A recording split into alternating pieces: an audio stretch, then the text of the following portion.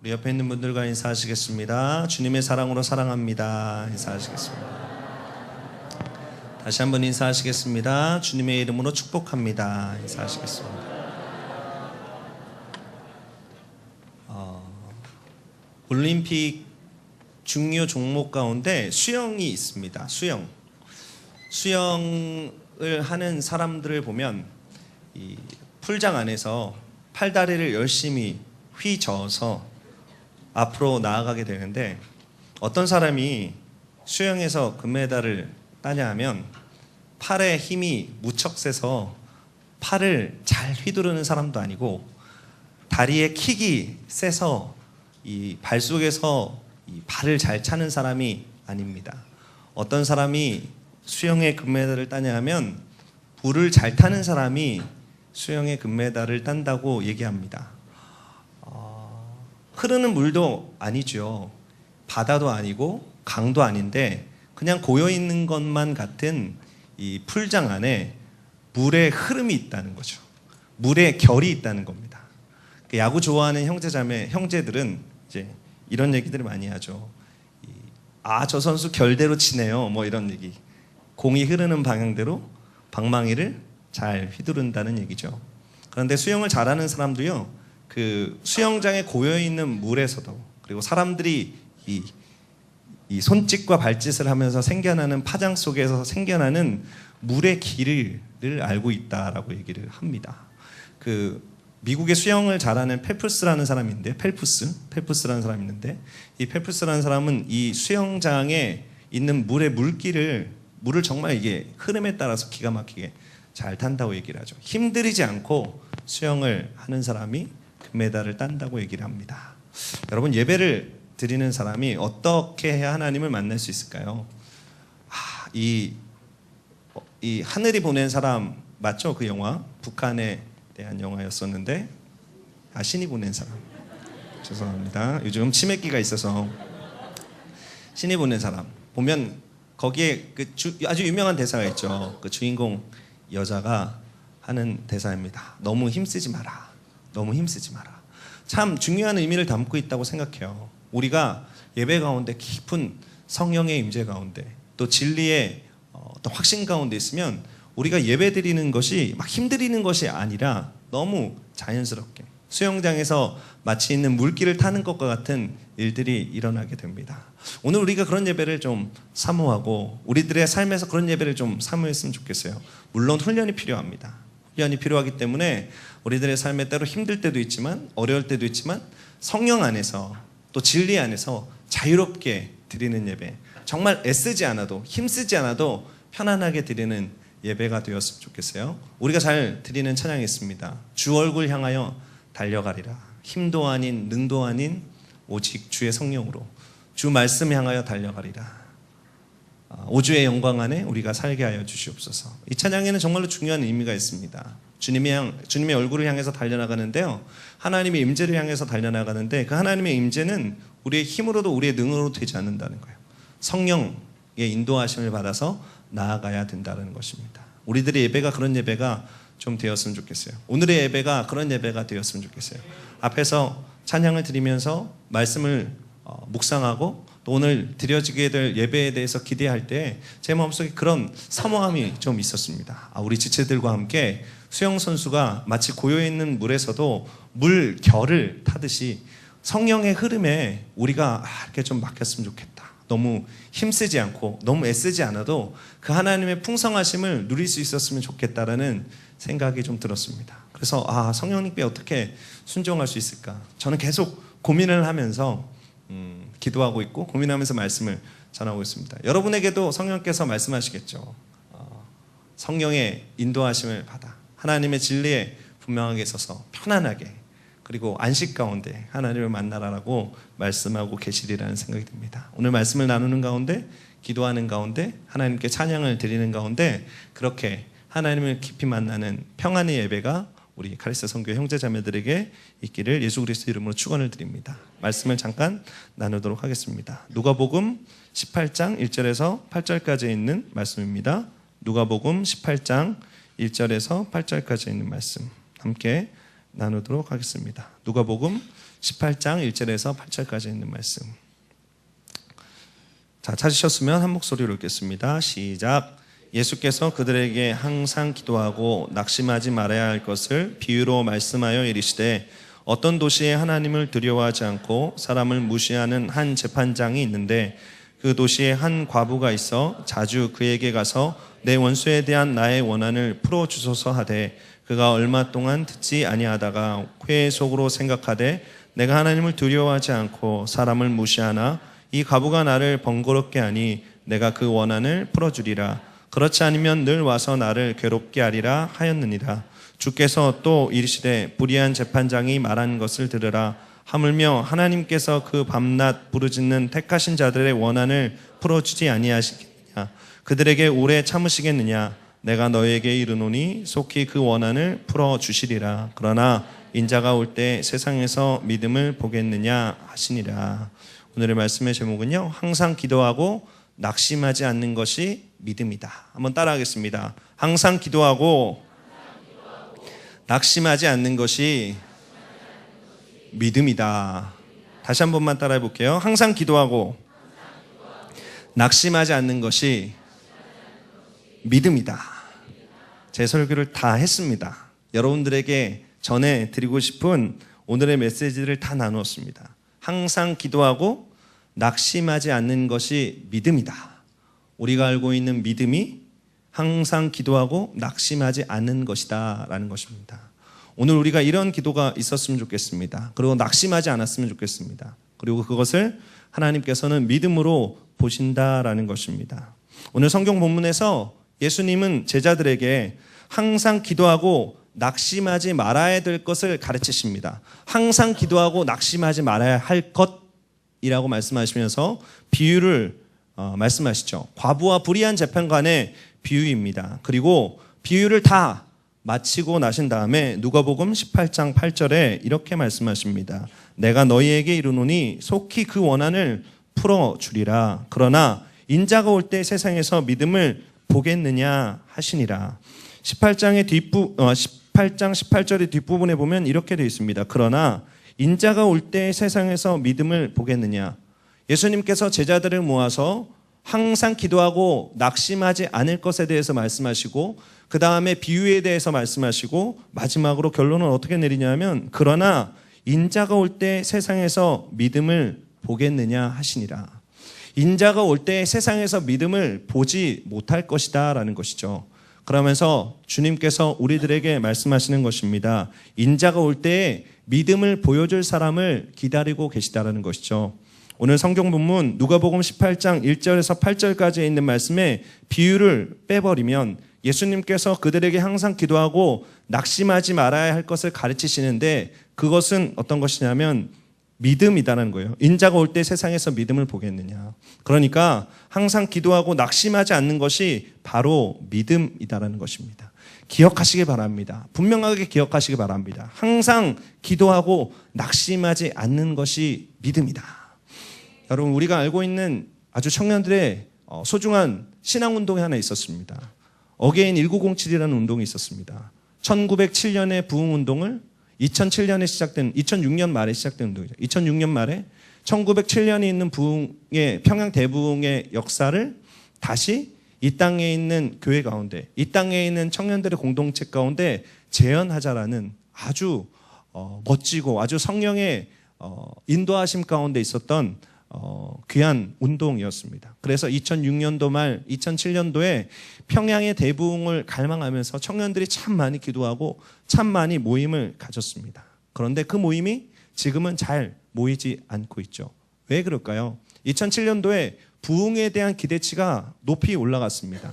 청년들에게 1907년에 있었던 부흥 운동처럼 대한민국에 그런 큰 부흥이 일어나기를 갈망했는데 그들의 생각 가운데 그들이 가지고 있었던 부흥의 컨셉을 채우지 못하는 일들이 일어나게 됐다는 것이죠. 그래서 점점 부흥에 대해서 이야기하는 사람, 부흥을 위해 기도하는 사람들이 점점 줄어들기 시작하고 부흥에 대한 기대가 점점 사그러들게 됐다는 것입니다. 그러나 하나님께서 원하시고 기뻐하시는 모습은 이것입니다. 부흥에 대해서 항상 기도하고 낙심하지 않는 것. 그것을 통해서 하나님께서 부흥을 주시고 그 믿음의 역사하신다라는 것이죠. 우리들 안에 그런 마음들이 있어야 될 것입니다. 여기에는 카리스 선교회 귀한 리더들도 있고 또 올해 리바이벌 코리아와 월드미션을 나가는 귀한 형제자매들도 있습니다. 또 그리고 이곳에서는 귀한 삶에 있는 어떤 문제들을 가지고 오랫동안 기도하되 낭망한 형제자매들도 있을 것입니다. 하나님께서 오늘 우리들에게 말씀하십니다. 항상 기도하고 낙심하지 않는 것이 믿음이다라고 말씀하십니다. 그리고 그 믿음이 있으면 기적을 보리라고 말씀하고 있는 것이죠. 여러분들 가운데 어떤 기대를 가지고 있습니까? 그 기대가 채워지지 않으므로 기도를 포기하고 낙심하고 있지 않나요? 그렇다면 그 마음을 다 지금 이 시간 내려놓으시길 바랍니다. 그리고 주님 주시는 마음을 붙드시길 바랍니다. 여러분들에게 처음 주셨던 그 뜨거운 열망, 뜨거운 소원, 그것으로 다시 하나님 앞에 기도하고 낙심하지 않으므로 하나님께서 원하시는, 예수님께서 원하시는 믿음을 보여드리는 우리 사랑하는 카리스의 형제자매들 되시기를 예수님의 이름으로 축원을 드립니다. 예수님께서 분명하게 말씀하십니다. 인자가 올 때 세상에서 믿음을 보겠느냐. 세상에서 믿음을 점점 찾기 힘들게 된다라고 말씀하시는 거예요. 그러면서 기다리시는 것입니다. 제자들에게 말씀하시는 것입니다. 내가 올 때 주님 믿음 있는 자가 여기 있습니다. 믿음으로 기도하는 자가 여기 있습니다라고 나서는 자가 되라는 것이죠. 우리 사랑하는 형제자매들이 그렇게 되었으면 좋겠습니다. 예수님께서 제자들에게 이렇게만 가르치셔도 되셨습니다. 제자들은 항상 기도하고 낙심하지 말아라. 그것이 믿음이다. 나는 그 믿음 보길 원한다. 딱 이렇게만 가르치셔도 될 것입니다. 그런데 예수님께서는 항상 기도하고 낙심하지 않는 것에 대해서 믿음이라는 결론을 내리면서 중간에 비유를 설명하고 있는 것이죠. 저는 이 비유를 읽으면서 예수님의 깊은 사랑을 느낍니다. 예수님의 깊은 배려를 느낍니다. 예수님의 어떤 우리를 향한 따뜻한 마음들을 느껴요. 제자들을 향해서 이 기도하고 낙심하지 않는 것에 대해서 보다 분명하게 알게 해주기 위해서 예수님께서 비유를 말씀하고 계신 것입니다. 여러분이 이 비유를 읽으면서 예수님의 사랑을 좀 느꼈으면 좋겠어요. 저는 이 비유를 읽으면서 예수님 정말 따뜻한 분이시다. 그냥 나 같으면 우리 지체들을 귀에다 대고 항상 기도하고 낙심하지 않는 것이 믿음이야 한 100번 귀에 인이 박히도록 얘기를 해줄 텐데 그런 것이 아니라 항상 낙심하고 항상 기도하고 항상 기도하고 낙심하지 않는 것이 믿음이라는 것을 가르치기 위해서 비유를 말씀하신다는 것이죠. 이 비유를 통해서 우리가 어떻게 항상 기도하고 낙심하지 않을 수 있는가. 그래서 주님께서 마지막 때 이 땅에 오실 때 주님 믿음이 여기 있습니다. 제가 이 믿음 때문에 항상 기도하고 낙심하지 않으므로 주님 앞에 간구하였습니다. 열매를 받으십시오. 믿음을 받으십시오라고 얘기하는 사람이 될 수 있는가를 한번 살펴보도록 하겠습니다. 이 비유에는 예수님의 깊은 사랑이 담겨져 있습니다. 첫 번째 우리가 생각해야 될 것이 있습니다. 과부라는 신분에 주목을 해야 됩니다. 과부라는 신분. 여기에는 두 사람이 등장합니다. 한 사람은 과부고 한 사람은 재판장입니다. 과부는 원한이 있는 사람이고 재판장은 불의한 사람이었다는 것이죠. 출애굽기 22장 21절과 23절에는 너는 이방 나그네를 압제하지 말며 그들을 학대하지 말라. 너희도 애굽 땅에서 나그네였습니다. 너는 과부나 고아를 해롭게 하지 말라. 내가 만일 그들을 해롭게 함으로 그들이 내게 부르짖으면 내가 반드시 그 부르짖음을 들으리라. 놀라운 말씀이 있습니다. 여기 오늘 누가복음에 예수님께서 비유로 말씀하셨던 과부가 이 말씀을 알고 있었을까요? 잘 모르겠습니다. 하지만 여기에 이런 말씀이 있습니다.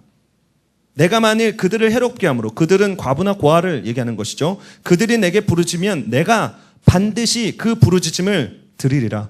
무슨 뜻이냐면 과부나 고아 그리고 당시 있었던 나그네들처럼 연약한 자들의 마음속에 한이 맺혀서 주님 내 원한을 풀어주시옵소서 꺼이꺼이 울면서 기도하면 하나님께서 그 기도를 100% 들으신다는 거예요. 100% 들으신다. 과부가 기도하면 100% 들으신다는 것입니다. 그래서 여러분이 뭐 과부가 되라 이런 뜻은 아닙니다. 하지만 어떤 게 중요한 것이냐 하면 하나님 앞에 기도할 때, 하나님 앞에 간구할 때 그 신분을 잊지 말아야 된다는 것이죠. 여러분은 누구입니까? 여러분은 어떤 사람입니까? 과부라는 신분이 하나님 앞에 100% 기도할 때 응답된다는 것처럼 우리들, 하나님의 자녀들이 하나님 앞에 부르짖으면 하나님께서는 응답하십니다. 여러분 그것을 믿으시길 바랍니다. 여러분 그것을 마음에 새기시길 바랍니다.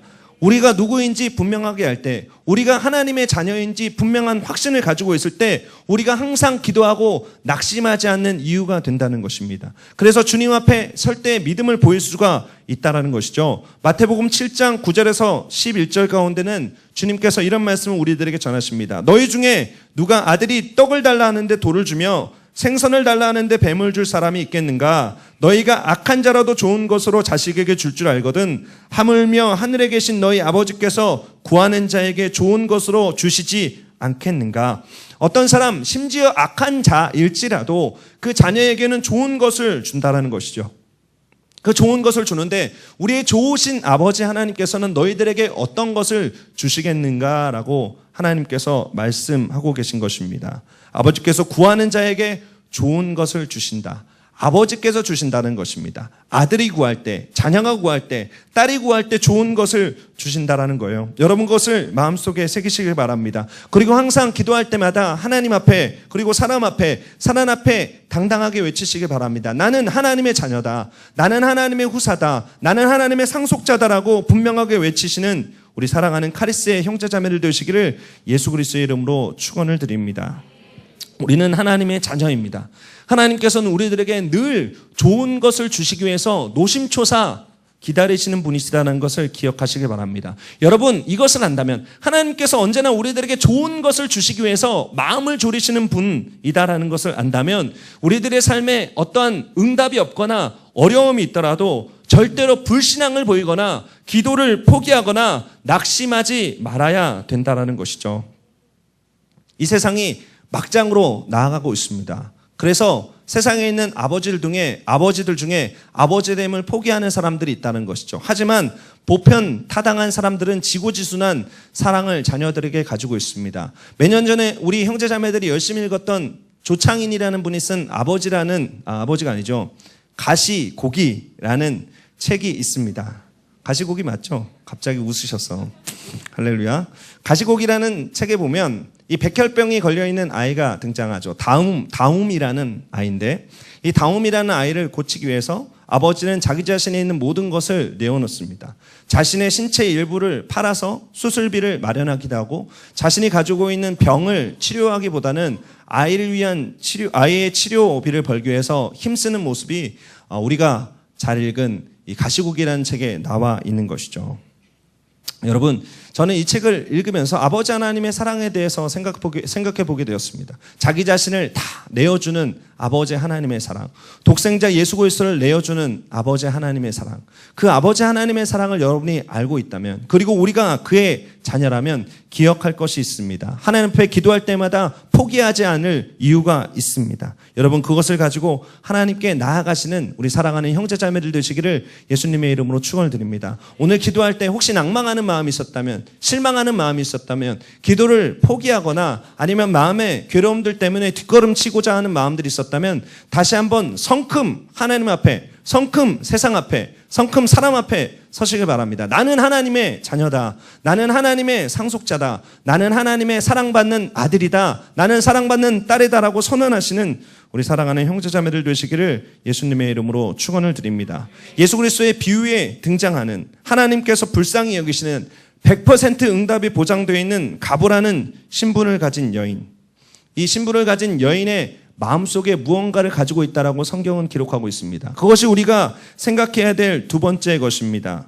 억울한 일을 당한 원한을 가지고 있었습니다. 과부는 원한을 가지고 있었습니다. 하나님 앞에 부르짖으면 응답받는 것이 보장되어진 이 과부의 마음속에는 원한이 있었다는 것이죠. 주여 원한을 풀어 주시옵소서. 전설의 고향의 한 장면이 생각나지 않습니까? 사또 원한을 풀어 주시옵소서. 누가복음 18장 3절에 그 도시에 한 과부가 있어 자주 그에게 가서 내 원수에 대한 나의 원한을 풀어주소서 하되, 여기서 중요한 단어가 등장합니다. 자주라는 단어입니다. 이 과부가 가지고 있었던 원한이 어떤 것인지 성경에 나와 있지 않습니다. 하지만 이 원한이 자주자주 이 과부에게 생각나는 것이었다라는 것이죠. 스스로 소화하지 못하는 것이었다는 것입니다. 밤에 자다가도 갑자기 벌떡 일어나서 손을 부르르 떨게 되는 무언가였다라는 것이죠. 그래서 때로는 재판장을 밤에 모든 사람이 잘 때 찾아가기도 합니다. 문을 막 두드리면서 재판장이여 나의 원한을 풀어주시옵소서. 때로는 밤새도록 잠도 못 자고 새벽에 일어나서 동이 틈과 동시에 재판장의 문을 두드렸을 수도 있어요. 저의 원한을 풀어주시옵소서. 저의 원한을 풀어주시옵소서. 저의 원한을 풀어주시옵소서. 과부가 항상 기도하고 낙심하지 않을 수 있었던 이유가 여기에 있었습니다. 원한이 있었기 때문이죠. 간절함이 있었기 때문입니다. 간절함. 과부가 할 수 있는 일은 아무것도 없었습니다. 과부는 사회의 약자입니다. 여자였습니다. 힘이 있었던 것도 아니었습니다. 돈이 많았던 것도 아니었습니다. 주변에 많은 사람들이 널려 있었던 것도 아니었습니다. 단지 혼자였습니다. 그런데 과부가 할 수 있는 것 단 한 가지밖에 없었습니다. 과부가 백을 쓸 수도 있는 것도 아니었고 돈을 쓸 수도 있는 것도 아니었고 힘을 쓸 수 있는 것도 아니었습니다. 그저 재판장에게 찾아가는 일이었습니다. 찾아가는 일. 그거 하나밖에 남지 않았기 때문에 과부에게는 간절함이 있었다는 것이죠. 그 원한을 풀기 원하는 간절함이 있었다는 것이죠. 여러분, 이 간절함이 우리들에게 있어야 합니다. 간절함이 우리들에게 있어야 합니다. 주님 한 분만으로, 우리 예수 그리스도만으로, 십자가만으로라는 간절함이 우리 가운데 있어야 된다는 것이죠. 예수님 외에 다른 해결책이 보인다면, 성령 외에 다른 해결책이 보인다면, 하나님의 사랑 외에 다른 사랑이 보인다면 우리들의 삶에는 간절함이 사라져버리게 될 것입니다. 이 간절함이 있어야 우리가 항상 기도하고 낙심하지 않을 수 있다는 것이죠. 여러분 기도하시기 바랍니다. 하나님 저에게 간절함을 허락해 주시옵소서. 간절함을 허락해 주시옵소서. 여러분 제가 최근에 우리들의 모습을 보면서 저의 모습을 보면서 이 간절함이 사라져버린 게 아닌가라는 위기감을 가끔씩 가질 때가 있습니다. 우리 사랑하는 어머님들이 이 가난함 속에서 자녀를 등에 업고 자녀를 품에 안고 예배당에 나와서 무릎으로 기도하는 모습 여러분의 페이스북이나 아니면 여러 모습들을 통해서 자주 보지 않으십니까? 여러분 그것을 볼 때 어떤 것을 느끼십니까? 간절함을 느끼죠. 간절함을. 그들에게는 예배를 드리지 않을 수 있는 수없이 많은 이유가 있었습니다. 환경의 어려움, 돈이 없다라는 어려움, 그리고 교회와 나의 집이 멀다라는 거리의 어려움, 여러 가지 어려움이 있었음에도 불구하고 그들이 예배터에 나와서 무릎을 꿇을 수 있는, 뒤에 어린아이를 얻고 앞에 어린아이를 안고 그날 있었던 수없이 많은 일의 도구들을 주변에 널어놓고 그것도 그냥 기도하는 것이 아니라 편안하게 기도하는 것이 아니라 무릎으로 눈물로 기도할 수 있었던 것은 그들에게 간절함이 있었기 때문이죠. 그들은 예배를 드리지 않을 수 있는 수없이 많은 이유가 있었음에도 불구하고 하나님의 전에 나와서 예배를 드렸습니다. 그런데 우리들의 모습이 좀 어떤가요? 저의 모습이 좀 어떤가요? 이것은 냉철하게 저의 모습을 살펴보는 것입니다. 우리들 가운데는 예배를 드려야 하는 수없이 많은 이유가 있음에도 불구하고 예배를 드릴 수 있는 수없이 많은 편의시설이 있음에도 불구하고 예배를 드리는 데 있어서 게을러지는 모습들을 보게 된다는 것이죠. 교회와 지하철역을 오고 가는 셔틀버스가 있습니다. 우리에게 하나님께서 복을 주셔서 차라는 것을 허락해 주셨습니다. 그리고 우리들에게 건강한 은혜를 허락해 주셨습니다. 그리고 사랑하는 형제자매들을 허락해 주셨습니다. 이 모든 것이 과거보다 훨씬 더 풍족함에도 불구하고 좋은 스피커가 있고 악기들이 있고 함께 예배를 드릴 수 있는 곳이 있음에도 불구하고 시원한 바람이 나오는 예루살렘 성전이 있음에도 불구하고 우리는 예배 드리는 것에 있어서 때로는 과거에 있었던 우리 신앙의 선배들보다 간절함이 부족한 것을 보게 된다는 것이죠. 우리들에게 이 간절함이 좀 회복되었으면 좋겠습니다. 이 긴박함이 좀 회복되었으면 좋겠습니다. 여러분 예수님은 어제나 오늘이나 영원토록 동일하신 분이십니다. 이 말은 어떤 뜻이냐면 어제나 오늘이나 영원토록 동일하게 역사하시는 분이라는 말도 될 뿐더러 어제나 오늘이나 영원토록 동일하게 우리들의 삶의 주인 되시고 우리들의 삶에 가장 필요한 분이시다라는 것을 말하고 있는 것입니다. 여러분 이 고백이 우리 안에 있습니까? 주님 한 분만으로 나는 만족합니다. 주님이 필요합니다. 주님이 필요합니다. 주님이 필요합니다. 내가 눈을 뜰 때, 내가 일을 할 때, 내가 잠자리에 들 때 예수님이 필요합니다. 예수님이 필요합니다. 예수님을 만나고 싶습니다. 그 간절함으로 나아가시는 여러분 되시기를 예수님의 이름으로 축원을 드립니다. 제가 처음 성경을 읽을 때 시편을 읽었던 때가 기억이 납니다. 저는 신앙생활을 신앙생활부터 쭉 했던 사람이었습니다. 하지만 성경을 읽은 것은 어렸을 때부터 읽었던 것이 아니라 꽤 시간이 지나고 난 다음부터 성경을 읽기 시작했죠. 성경은 그냥 주일날 갈 때 가방 속에 넣고 다니는 하나의 액세서리에 불과했습니다. 그러다가 성경을 만나고 나니까 성경을 읽고 싶어지는 거예요. 그래서 성경을 읽는데 시편을 읽으면서 저는 이런 생각을 했습니다. 시편을 처음 읽을 때 시편 하면 제일 먼저 떠오르는 시편이 어떤 것입니까? 23편이죠. 야훼는 나의 목자시니 내가 부족함이 없으리로다. 얼마나 멋있고 평안한지. 그래서 저는 시편에 그렇게 아름다운 노래들만 가득한 줄 알았습니다. 평안의 노래들만 가득한 줄 알았습니다. 그냥 하나님을 찬양하는 멋있는 것들만 가득한 줄 알았습니다. 저는 하지만 시편 6편을 읽다가 충격을 받았습니다. 시편 6편에 있는 시편 기자의 간절함을 보고 충격을 받았습니다. 어떤 간절함이 있냐면 그의 탄식함으로, 피곤함으로, 그리고 곤고함으로 밤마다 눈물로 기도하는데 그 눈물이 얼마나 심각하게 흐르냐면 침상을 띄울 정도로, 요를 푹 적실 정도로 눈물을 흘린다는 것이죠. 이 시편 기자의 간절함이 얼마나 큰 것인가. 이 사람의 마음속에 무언가 깊은 하나님으로 하여금 나아가는 간절함이 있구나라는 생각을 해보게 됐다는 것이죠. 그러면서 계속해서 시편 기자는 기도합니다. 내 눈이 쇠어질 정도로, 내 마음이 어두워질 정도로 기도했다라는 것이죠. 그러면서 시편 6편 8절과 9절에는 이렇게 선포합니다. 악을 행하는 너희는 다 나를 떠나라. 야훼께서 내 울음소리를 들으셨도다. 야훼께서 내 간구를 들으셨으며 야훼께서 내 기도를 받으시리로다. 시편 6편의 시편 기자의 간절함이 저의 마음속에 다가왔습니다. 그래, 기도란 이렇게 하는 것이구나. 밤마다 기도함으로 침상을 띄울 만큼, 내 요를 적실 만큼 간절함으로 기도하는 것이구나. 주님, 저에게 이 간절함을 허락해 주시옵소서. 그리고 눈물이 나의 기도 가운데 마르지 않게 하여 주시옵소서. 이 기도의 은혜가 얼마나 컸는지 모르겠습니다. 여러분의 삶에도 이런 기도가 좀 있었으면 좋겠습니다. 여러분 어떤 기도를 할 때 여러분의 눈에서 눈물이 흐르시나요? 어떤 부르짖음을 하나님께 외칠 때 마음이 뜨거워지시나요? 여러분 그런 기도가 여러분의 삶에 선포된다면 그 영역에 하나님께서 여러분을 부르고 계신 것이 맞을 것입니다. 북한을 위해서 기도할 때 다른 사람들보다 눈물이 흐르고, 아니면 어느 민족을 위해서 기도할 때 눈물이 흐르고, 아니면 어떤 한 가지 사건을 위해서 기도할 때 마음이 뜨거워진다면 그 기도에 보다 집중해 보시기 바랍니다. 그 간절함을 통해서 하나님께서 일하실 것입니다. 여러분 분명하게 기억하십시오. 하나님께서 우리 안에 원하시는 것, 우리 안에 항상 기도하고 낙심하지 않게 하는 것이 있으니 그것은 바로 간절함이라는 것입니다. 원한과도 같은 간절함, 과부의 원한과도 같은 간절함이 우리들 안에 있어야 된다는 것이죠. 세 번째입니다. 해결에 대한 신념입니다. 성경에 과부가 해결에 대한 신념이 있다라고 분명하게 기록되어져 있지 않습니다. 하지만 과부는 그것을 알고 있었던 것 같습니다. 내가 이렇게 항상 불의한 재판관이라도 찾아가면 불의한 재판관이 언젠가 내 말에 귀를 기울일 것이다라는 분명한 믿음이 있었던 것 같습니다. 그리고 과부의 그 믿음의 행동은 열매를 맺게 됩니다. 하나님을 두려워하지 않고 심지어 사람을 무시하고 있는 불의한 재판관도 자신을 번거롭게 할 것을 두려워해서, 자신을 괴롭힐 것을 두려워해서 과부의 간구에 응답했다라는 것이죠. 그리고 예수님께서도 이렇게 덧붙이십니다. 누가복음 18장 7절입니다. 하물며 하나님께서 그 밤낮 부르짖는 택하신 자들의 원한을 풀어주지 아니하시겠느냐? 그들에게 오래 참으시겠느냐? 우리가 기도하고 낙심하지 않을 수 있는 이유는 해결될 것을 알고 있기 때문입니다. 여러분 해결될 것을 알고 있습니까? 여러분 이것이 알고 있음에도 불구하고 때로 우리의 믿음으로 보여지지 않는 경우가 많이 있다는 것이죠. 하나님께서 밤낮 부르짖는 택하신 자들의 원한을 풀어주십니다. 하나님의 때와 하나님의 방법으로 풀어주십니다.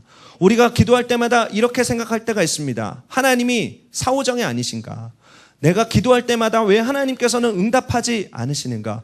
왜 내가 기도할 때마다 하나님은 귀 닫고 이상한 소리를 하시는가? 하나님 저는 A를 원합니다. 하나님 왜 근데 자꾸 B를 얘기하시는가? 여러분 하지만 그것을 아시길 바랍니다. 하나님께서는 나보다 나를 더 잘하시는 분이십니다. 하나님은 나를 만드신 분이십니다. 하나님은 우리를 창조하신 분이십니다. 하나님은 모태에서 우리가 조성되기 이전부터 우리를 알고 계신 분이십니다. 그러므로 하나님께서 주시는 것이 가장 완벽한 것입니다. 하나님께서 허락하시는 것이 가장 좋은 것입니다. 하나님의 때에 부어주는 것이 가장 퍼펙트한 것임을 기억하신 여러분 되시기를 예수님의 이름으로 축원을 드립니다. 여러분의 인생을 돌이켜 보십시오. 여러분의 인생을 한 걸음 뒤로 물러서서 돌이켜 보십시오. 걸음마다 자옥마다 하나님께서 부어주시는 은혜가 가득할 것입니다. 내가 생각한 것보다 더 좋은 곳으로 여러분의 삶 가운데 역사해 주셨을 것입니다. 여러분 믿음을 가지시길 바랍니다. 믿음을 가지시길 바랍니다. 여기 아주 중요한 단어가 있습니다. 앞에 언급한 것입니다. 하나님께서 풀어주시는 것은, 그리고 하나님께서 오래 참지 않으시는 것은 택하신 자들에게 한정되어져 있다는 것이죠.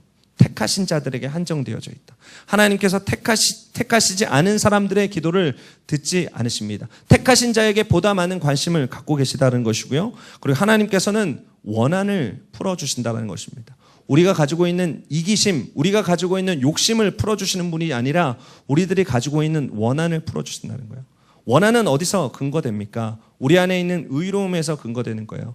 우리가 하나님의 말씀, 하나님의 뜻, 하나님의 계획을 행하다가 우리들의 삶에 닥쳐오는 세상으로부터의 환난, 세상으로부터의 어려움들, 사람으로부터 인정받지 못해서 생기는 그 어려움을 하나님께서 풀어주신다라는 것입니다. 로마서 8장 17절 18절에 이런 말씀이 있습니다. 자녀이면 또한 상속자 곧 하나님의 상속자요 그리스도와 함께한 상속자니 우리가 그와 함께 영광을 받기 위하여 고난도 함께 받아야 할 것이니라. 생각하건대 현재의 고난은 장차 우리에게 나타날 영광과 좋게 비교할 수 없도다. 여러분, 이 로마서 8장 18절에 있는 말씀을 기억하시길 바랍니다. 생각하건대 현재의 고난은 장차 우리에게 나타날 영광과 비교할 수 없도다.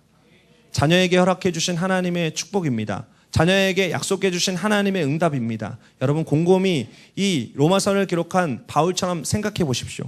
생각하건대 현재의 고난은 장차 우리에게 나타날 영광과 비교할 수 없도다. 여러분 이것을 믿음의 눈으로 보는 사람에게, 우리의 영적인 눈을 들어서 보는 사람들에게 항상 기도하고 낙심하지 않을 수 있는 힘이 부어지게 될 것이다라는 것이죠. 여러분 생각해 보십시오. 여러분의 삶에 있는 고난, 현재에 있는 어려움, 장차 나타날 영광과 좋게 비교할 수 없을 것입니다. 여러분 그 믿음으로 승리하시는 우리 사랑하는 카리스의 형제자매들 되시기를 예수님의 이름으로 축원을 드립니다. 다시 한번 생각해 보죠. 항상 기도하고 낙심하지 않는 것이 뭐라고요? 믿음이라는 것입니다.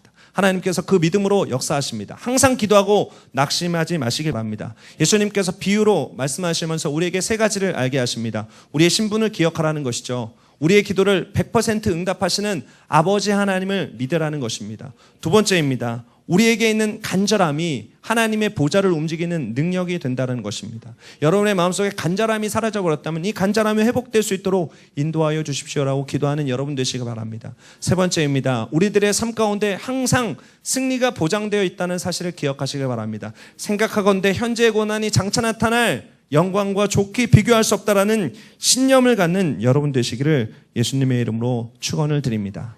오늘 철야 예배 시간에 그렇게 기도하는 시간이 되었으면 좋겠습니다. 그렇게 기도할 때 하나님의 자녀 되심을 선포하시길 바랍니다. 또 여러분의 삶 속에 간절함이 있으면 그 간절함을 감추지 마십시오. 하나님 앞에 간절하게 외치십시오. 하나님 앞에 눈물로 기도하십시오. 그 기도를 들으실 것입니다. 또 기도할 때 우리들의 삶에 승리가 보장되어 있다는, 장차 나타날 영광이 보장되어 있다는 믿음으로 나아가시기 바랍니다.